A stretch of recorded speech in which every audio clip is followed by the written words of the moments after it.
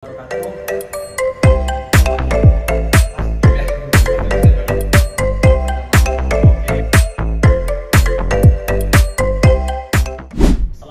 warahmatullahi wabarakatuh. Halo teman-teman semuanya. Kali ini Suara NHM hadir dengan basa-basi, bahasana bahasini. Di dunia ekonomi, bisnis yang sedang tidak baik-baik saja, kampus Universitas NHM menghadirkan prodi baru. Ya, prodi kewirausahaan dengan mengundang narasumber yang sangat spesial sekali. Narasumbernya adalah Kaprodi sendiri. Silahkan kepada Bapak untuk menyapa audien dan memperkenalkan. Oke, terima kasih. Saya jawab dulu salamnya. Waalaikumsalam warahmatullahi wabarakatuh.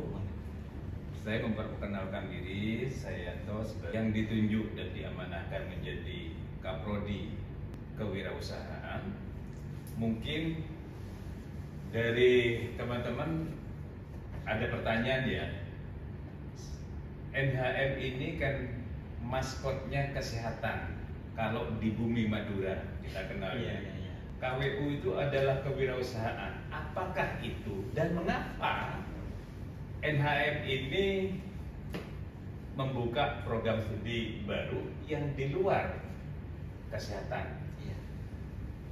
Di sini tidak lepas dari inspirasi dan visionernya seorang Abah Mustafa Haris yang kita kenal sebagai ketua yayasan dan juga sekaligus sebagai presiden direktur Anak Group, yang beliaunya memiliki kemampuan yang sangat luar biasa dalam ilmu manajemen.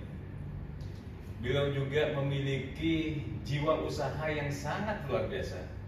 Untuk sekedar diketahui saja, sebelum kita memiliki NHM yang dulu ada Akbid NHM, ada Stikes NHM, dan sekarang berubah menjadi Universitas NHM.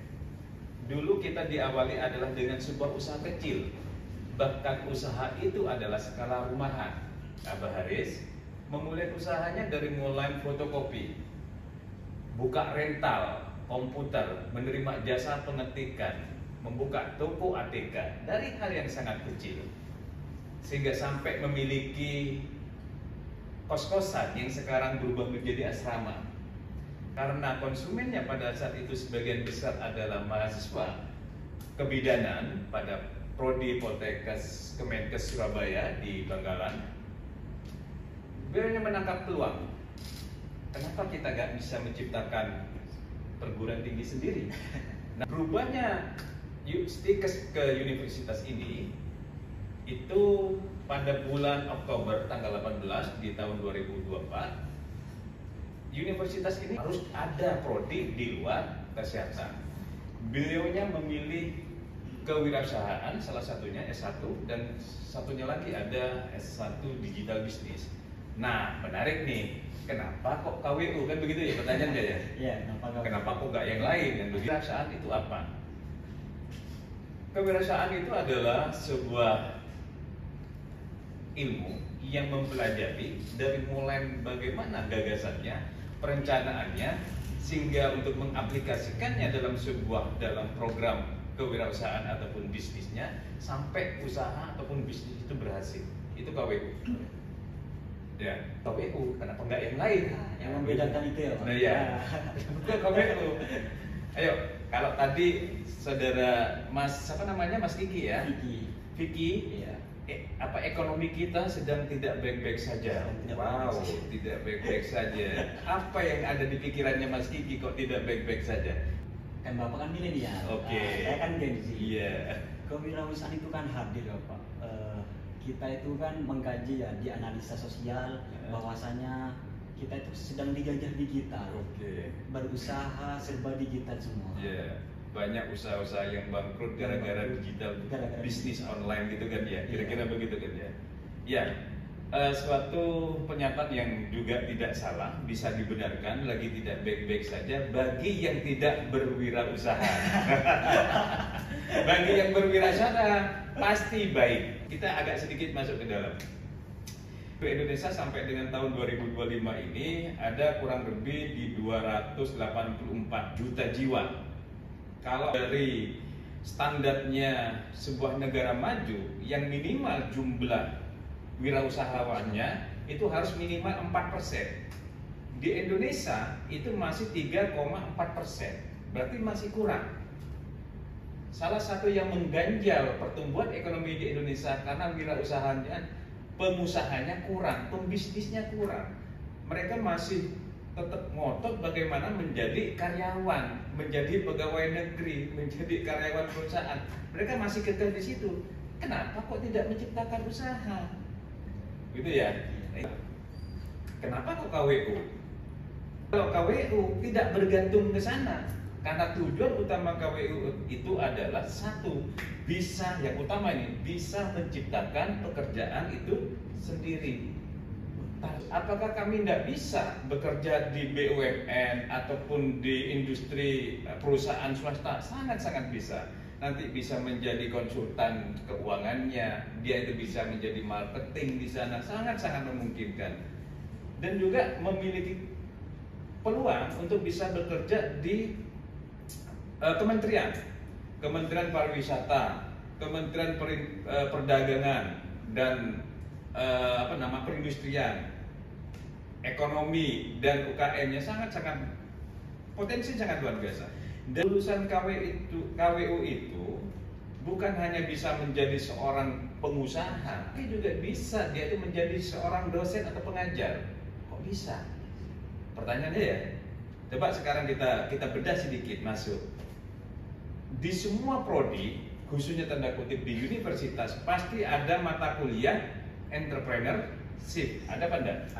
Ada ya, KWU. Jadi ini kami sedikit promosi. Jangan khawatir masuk ke KWU. Jangan hanya nanti lulus mau bergantung harus menjadi karyawan, mau menjadi pegawai negeri. Kapan kita akan menjadi bos? Kapan kita menjadi pemilik atau owner? Maka bergabunglah dengan KWU. Kira-kira begitu. Bapak tadi menjelaskan tentang KWU seperti ini, sangat berjiwa di Bang. Iya betul. Seakan-akan saya ini mau pindah ke KWU itu. Mari kami tunggu. Untuk KWU sendiri Bapak, zaman sekarang ini tantangannya itu lebih mudah atau lebih susah di dunia digital seperti sekarang?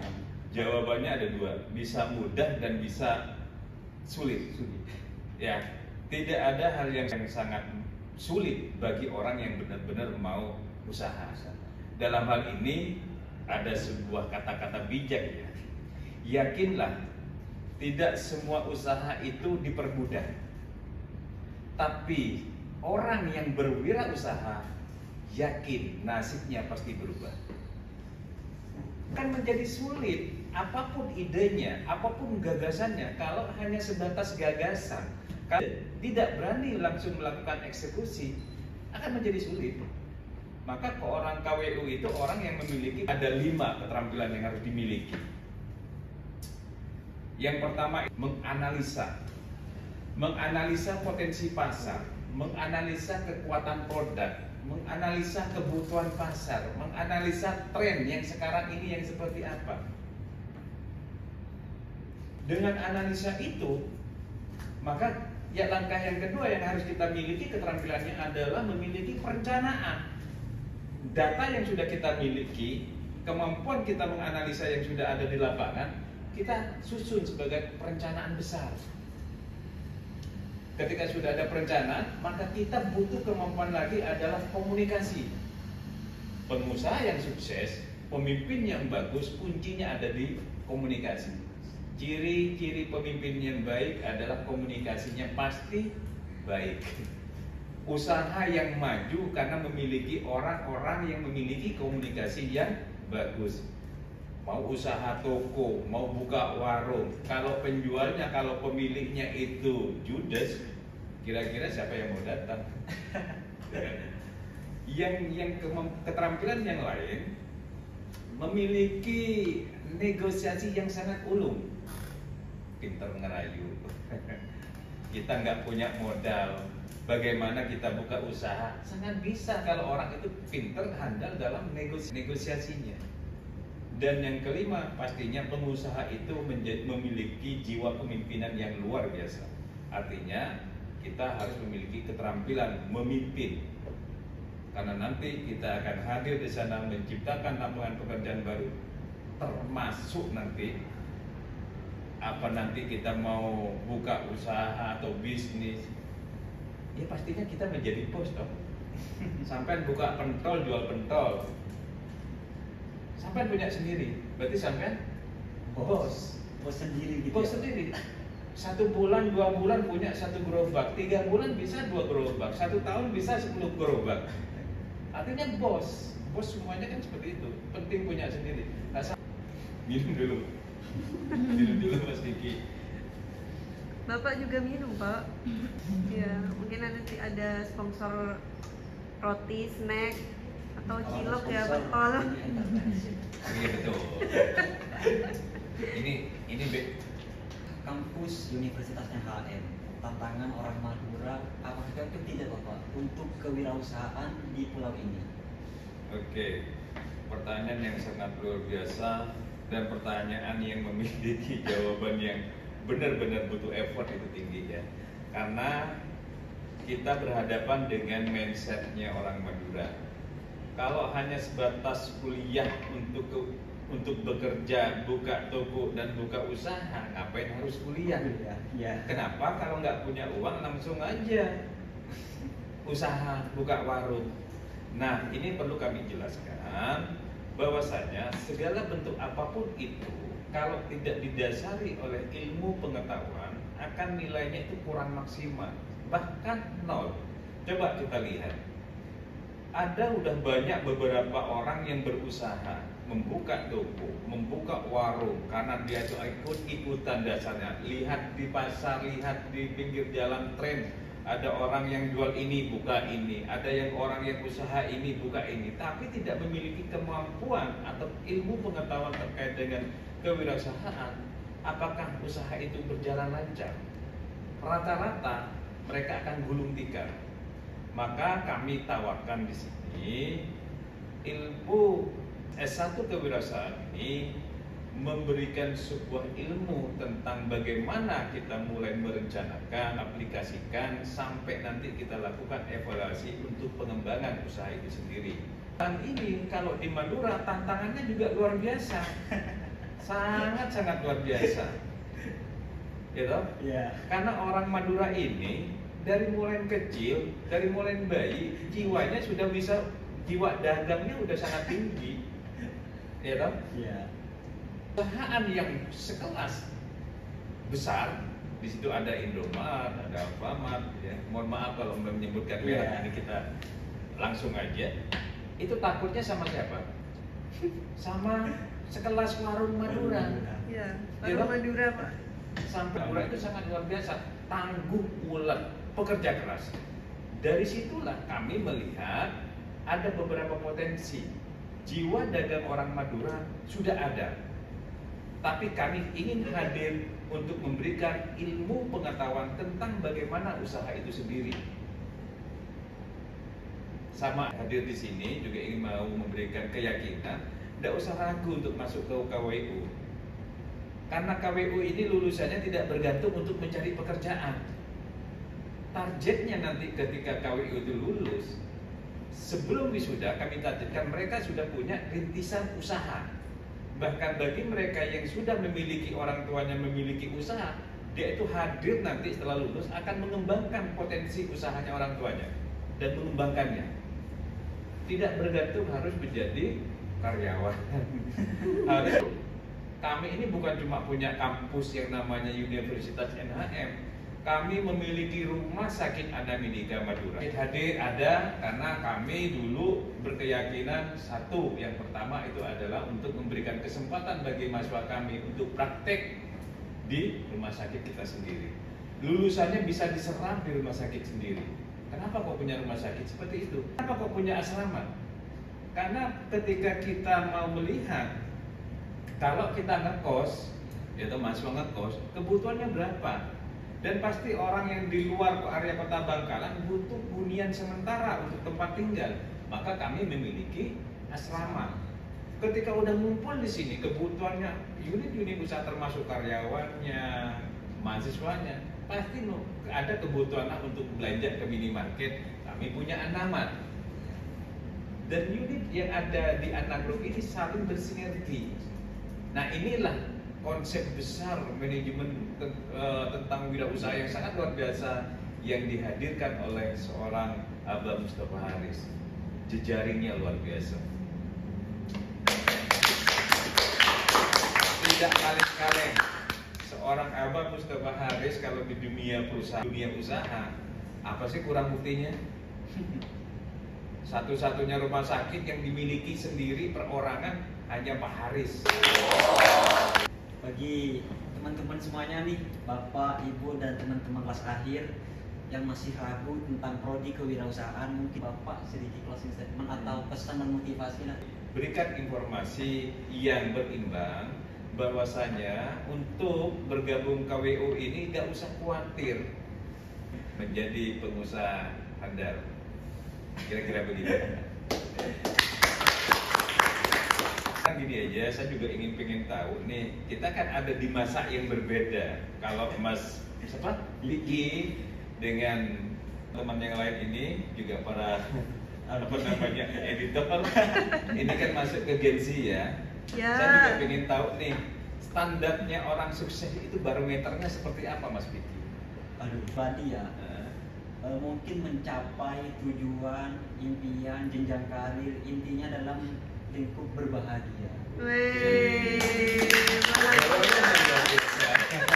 Dan yang lain? Bisa mentraktir teman, Pak. Kalau saya beli-beli dengan harga dulu. Wih, tinggal gesek aja, gas kan jadi kan. Tokennya itu gak pernah ada bunyi-bunyi titit, gak pernah ya. Itu wis tokennya mungkin dalam 1 bulan udah diblong gitu, juta gitu. Habis nggak habis gitu kan. Jadi orang sukses itu, kalau orang bekerja itu adalah untuk mencari uang. Bener apa enggak ya? Benar. Uang itu yang dipakai untuk membiayai kehidupannya, kan begitu. Maukah itu pola hidup, gaya hidup, dan segala macam. Tapi kalau sukses buat kami orang milenial ya, mempelajari, ketika uang itu yang bekerja buat kita, itu adalah sukses. Dimana kita saat tiduran di rumah, kita ngopi nyantai, ada di kafe, lagi rekreasi, uang yang bekerja, uang yang datang ke kita. Dan itu bisa tercapai ketika kita sudah menjadi pengusaha, menjadi bos. Maka nggak usah ragu bergabung dengan kewirausahaan. Itulah KWU. Berarti harus kuliah di KWU ya, Pak ya? Harus dong.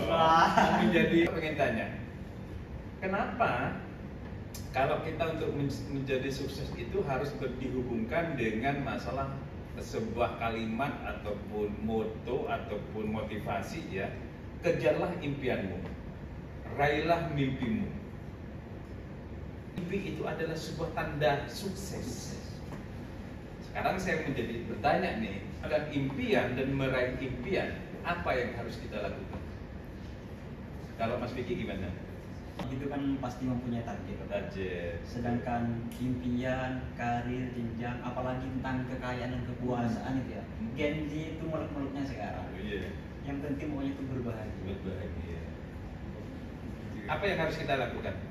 Berikhtiar, Pak. Berikhtiar, berusaha. Kalau yang mahasiswa itu mungkin belajar dengan giat gitu kan ya, bekerja apa gitu ya. Untuk mimpi itu kita harus bagaimana? Tidur. Iya, tidur dulu ya, Pak ya. Bagaimana kita bisa mengejar impian dan mendapatkan impian kalau kita tidak tidur? Jawabannya untuk meraih impian. Dan selama mata kita melihat ini, melihat itu, selalu melihat loh. Selama telinga kita selalu dibuka untuk mendengarkan ini, omongan tetangga begini, omongan teman kita begini, apakah kita bisa fokus? Selama tangan kita bergerak kemana dan tidak terkontrol dengan baik, apakah kita fokus?